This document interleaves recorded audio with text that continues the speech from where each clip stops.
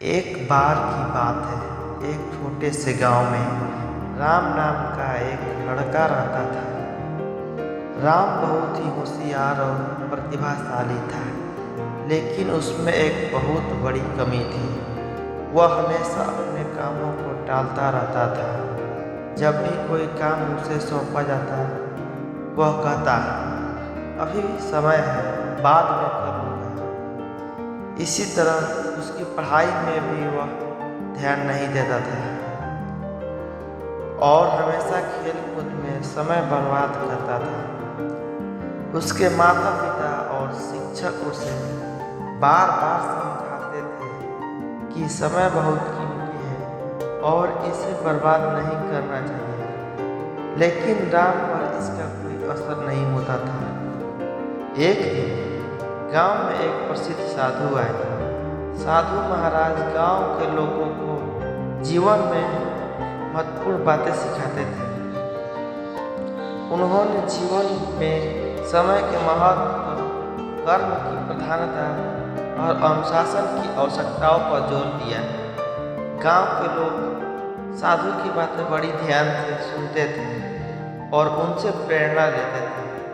राम के माता पिता ने सोचा कि महाराज शायद राम को सही रास्ते दिखा सकें। वे राम को साधु महाराज के पास लेकर गए और उन्हें उसकी समस्या बताई।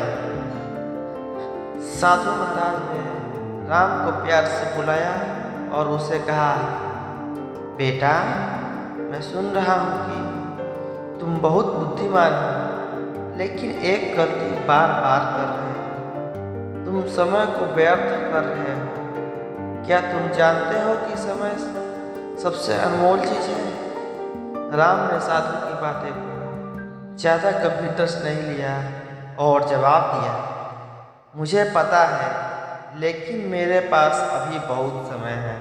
मैं बाद में सब ठीक कर लूँगा। साधु मुस्कुराए और कहा, ठीक है, मैं तुम्हें कल एक विशेष चीज़ दूंगा जो तुम्हारा जीवन बदल देगी। राम को साधु की बातें में बहुत खास नजर आया और उसने सोचा कि शायद साधु उसे कोई अद्भुत वस्तु देंगे जिससे वह और भी चतुर बन सकेगा। राम ने बेसब्री से अगले दिन का इंतजार किया। अगले दिन साधु ने राम को एक घड़ी दी और कहा, यह घड़ी तुम्हारे जीवन का हर क्षण याद दिलाएगी कि समय बहुत बहुमूल्य है। इससे कभी व्यर्थ मत जाने देना। जो लोग समय की कदर नहीं करते, उन्हें बाद में पछताना पड़ता है। उस दिन से राम ने अपनी आदतें बदलने का निश्चय किया। अब वह हर काम समय पर करने लगा और पढ़ाई में भी ध्यान देने लगा।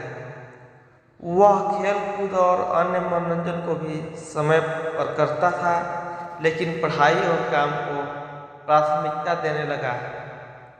राम की मेहनत और समय के प्रति सजगता ने उसे बहुत ही समय में सफल की ओर अग्रसर कर दिया। राम ने यह समझ लिया कि समय सबसे कीमती संपत्ति है।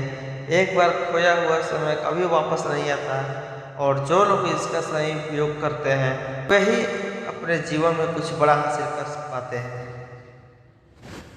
इस कहानी से हमें यह शिक्षा मिलता है कि समय जीवन की सबसे अनमोल चीज़ है।